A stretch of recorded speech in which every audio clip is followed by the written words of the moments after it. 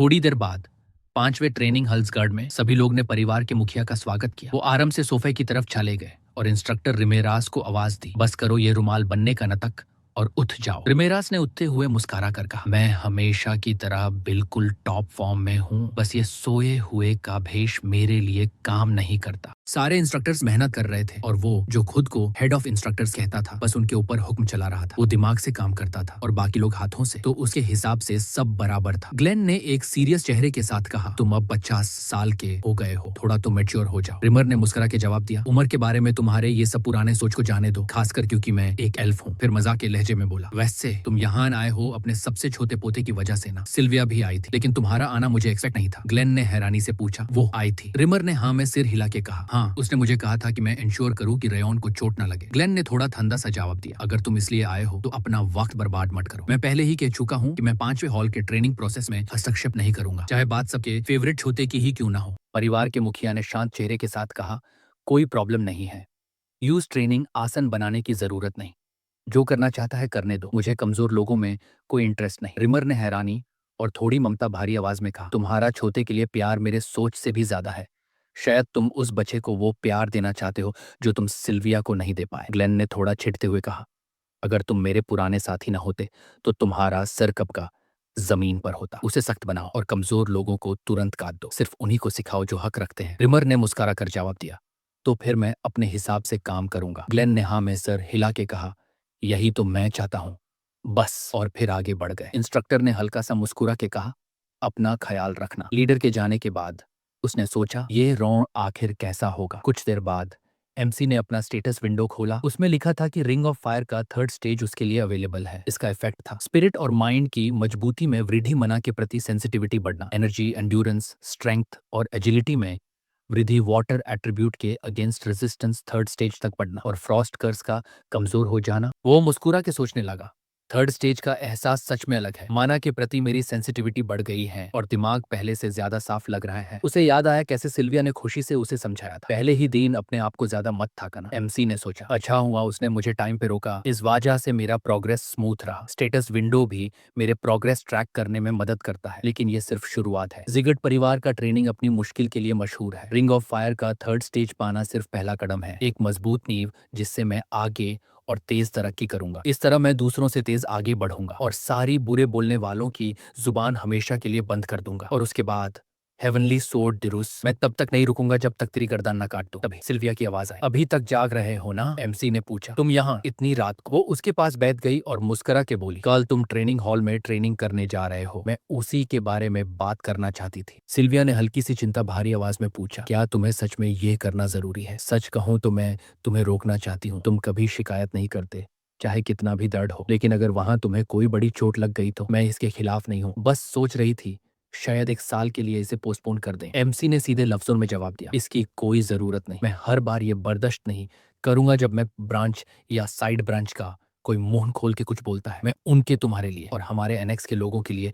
जो नाफरत है उसे अब और नहीं सह सकता। मुझे लगता है अगर मैं ट्रेनिंग में अच्छा कर गया तो वो लोग हमें ऐसे ट्रीट करना बंद कर देंगे। सिल्विया ने शांत सांस लेते हुए कहा, मुझे हैरानी नहीं कि तुम इस बात से निराश हो कि हम अलग रहते हैं या लोग हमारे बारे में बुरा बोलते हैं। मैं तुम्हारे पिता से एक मिशन के दौरान बस एक इत्तेफाक से प्यार कर बैठी थी, लेकिन हम साथ नहीं रह सकते थे क्योंकि वो सिर्फ एक नाइट थे। इसलिए मैंने अपना एनर्जी कोर और मना छोड़ दिया और फिर घर से चली गई। एमसी को पता चला कि उसकी एक बड़ी बहन भी थी, 2 साल बड़ी, नाम था शिया। वो तीनों आपस में शांत जिंदगी जी रहे थे तब तक जब तक ईडन के मर्सनरीज ने उन पर हमला नहीं किया। उस वक्त उसके पिता ज्यादा मजबूत नहीं थे और सिल्विया उसके साथ प्रेग्नेंट थी, इसलिए वो कुछ नहीं कर पाए। खुशकिस्मती से पिता ने उनकी सुरक्षा के लिए कुछ गार्ड्स छुपके से तैनात किए थे, लेकिन वो दूर छुपे हुए थे, इसलिए मदद करने में देर हो गई। तब तक उसके पिता और बड़ी बहन दोनों मर चुके थे। सिल्विया को समझ नहीं आया क्या करे, तो वो अपने घर वापस आ गई। यहाँ उसे एक गुनहगार की तरह ट्रीट किया जाता था और उसके हिसाब से वो इसके लायक भी थे। एमसी ने सोचा, सिल्विया ने अपने फर्ज को प्यार के लिए छोड़ दिया और जब सब कुछ खो दिया तो लौट आए, इसलिए लोग उसके साथ ठंडे दिल से पेश आते हैं।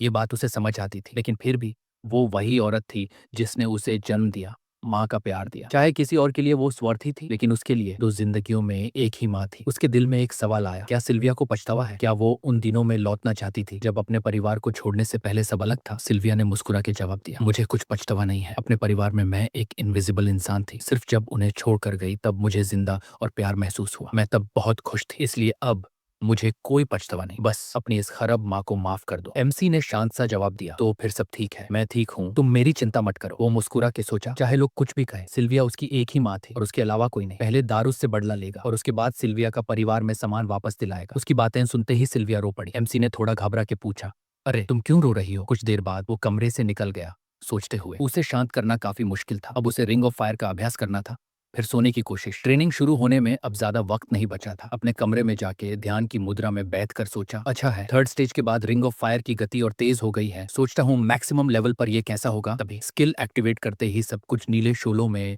जल उठा और सामने दूसरा डीमन लॉर्ड आ खड़ा हुआ। डीमन लॉर्ड ने गहां आवाज में कहा, वक्त आखिर आ ही गया, तुम्हारा गुस्सा मुझ तक पहुंच चुका है। क्रोध के नाम पर मैं तुम्हारे बदले के सपने को पूरा करने में तुम्हारी मदद करूंगा। उसी पल एमसी के सामने एक सिस्टम विंडो चमक उठी। Rage characteristic unlocked, uses rage awakened. Spirit ने गहरी आवाज में कहा, उसे अपनी रूह और अपना शरीर मुझे अर्पण करने दो। एमसी ने हैरानी से पूछा, रुको, यहाँ एक बच्चा क्यों है? ये कौन है? स्पिरिट ने जवाब दिया, मुझे भी यही पूछना था। तुम तक जो क्रोध पहुंच चुका है वो किसी बच्चे का हो ही नहीं सकता। एमसी ने सख्त आवाज में कहा, नहीं, ये वाही है। उसके अंदर एक पूरा का पूरा अंधेरा, जलता हुआ क्रोध छुपा हुआ है। स्पिरिट ने कहा, अच्छा, तो अपनी रूह और शरीर मुझे दे दो और मैं तुम्हारा वो बदला पूरा करूंगा जो तुम इतनी शिद्दत से चाहते हो। एमसी ने सोचा, क्या ये वही गुस्सा है जो मैं दारूस के लिए अपनी मौत से पहले महसूस कर रहा था? लेकिन ये अब आया क्यों? वो किसी और की मदद लेना नहीं चाहता था। उसने सीधे शब्दों में कहा, मुझे तुम्हारी मदद की जरूरत नहीं, दरुस को मैं अपने हाथों से हराऊंगा। स्पिरिट ने थांदी सी मुस्कान के साथ कहा, तुम गलत समझ रहे हो, मैं तुम्हें मनाने नहीं आया, मैं तो पहले ही फैसला कर चुका हूँ। अचानक एमसी ने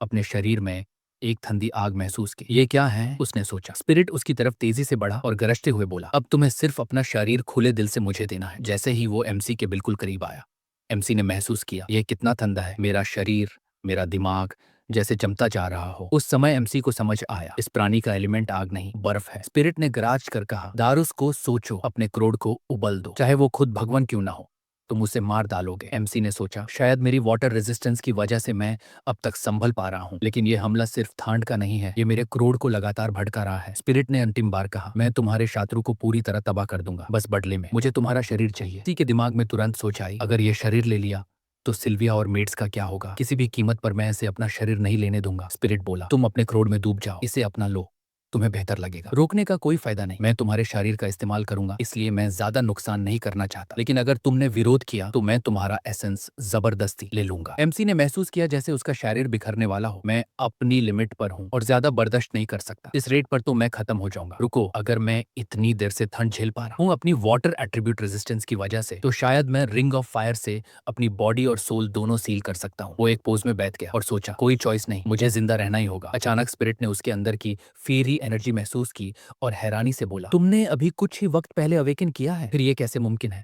तुम सिर्फ एक इंसान हो, वो भी एक बच्चा। एमसी ने सीरियस चेहरे से जवाब दिया, मैं अपना बदला खुद लूंगा और किसी भूत को अपना शरीर नहीं लेने दूंगा। स्पिरिट गुस्से में चिल्ला उठा, तुमने हिम्मत कैसे की डीमन वर्ल्ड के लॉर्ड को भूत कहने की? एमसी ने मुस्कुरा कर कहा, जब तुम मुझे मार भी नहीं सकते तो तुम डीमन वर्ल्ड के लॉर्ड कैसे हुए? लगता है डीमन वर्ल्ड के लॉर्ड्स कुछ भी नहीं, अब गायब हो जाओ। एमसी ने सोचा, शायद ये अभी नया नया अवेकन हुआ है, इसलिए अपनी पावर्स पूरी तरह यूज नहीं कर पा रहा। तभी एक सिस्टम विंडो सामने आई, एडिशनल स्किल्स अनलॉक्ड। एमसी ने हैरानी से सोचा, एडिशनल स्किल्स का मतलब क्या है? स्पिरिट भी हैरान होकर बोला, ये तुम्हारे स्टेटस विंडोज हैं, तुम्हें ये कहां से मिले? एमसी ने समझाया, ये मेरे कैरेक्टरिस्टिक्स को स्टैटिस्टिक्स की फॉर्म में दिखाता है, क्या इसका तुमसे कोई संबंध है? स्पिरिट बोला, ये सिस्टम मैंने बनाया था, तुम्हें ये कहां से मिला? एमसी ने उलझा में पूछा, तुमने ये क्यों बनाया? स्पिरिट ने ठंडे लहजे में कहा, मैं इसका जवाब नहीं दूंगा। एमसी ने कहा, मुझे लगता है ये रैपिड ग्रोथ के लिए जरूरी है। स्पिरिट ने हैरानी से पूछा, तुम्हें कैसे पता? मैं तो इमोशंस में अच्छा नहीं हूँ। एमसी ने सोचा, रिंग ऑफ फायर मेरे पास्ट लाइफ से भी ज्यादा तेज घूम रही है, शायद ये सब सिस्टम के इन्फ्लुएंस की वजह से है। स्पिरिट गुस्से में गरजा, उसे अपने सिस्टम पर का कंट्रोल और अपना शरीर दोनों मुझे दे दो। एमसी ने गुस्से से मना से भरा हुआ मुक्का उसकी तरफ मारा। लगता था इसका कोई मटेरियल फॉर्म ही नहीं, मतलब मना भी काम नहीं करेगा। उसने सोचा, इतना शोर हुआ है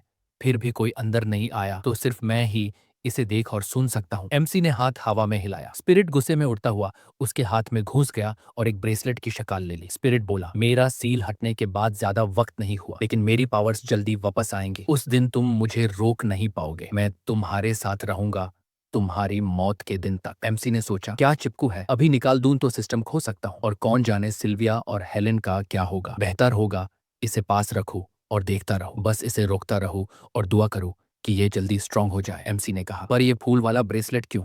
मुझ पे सूट नहीं करता। स्पिरिट नाराज हुआ। मेरे टेस्ट का रिस्पेक्ट करो। एमसी ने हाथ उठा दिया। ठीक है ठीक है। थोड़ी देर बाद कॉरिडोर में हेलेन बोली, मुझे पूरा यकीन है यंग मास्टर। सिल्विया ने कहा, मुझे पता है पर फिर भी। उसी वक्त एमसी सेकंड फ्लोर से नीचे आया। चेहरे पे हल्की सी मुस्कान थी। मैं रेडी हूँ, चलो ट्रेनिंग हॉल। अगर तुम यहाँ तक वीडियो देख रहे हो तो तुम डेफिनेटली रियल फैन हो। एक लाइक दे देना ताकि मुझे पता चले कि तुम अगले एपिसोड के लिए रेडी हो, और कमेंट में बताओ अगर तुम एमसी की जगह होते तो अब क्या करते।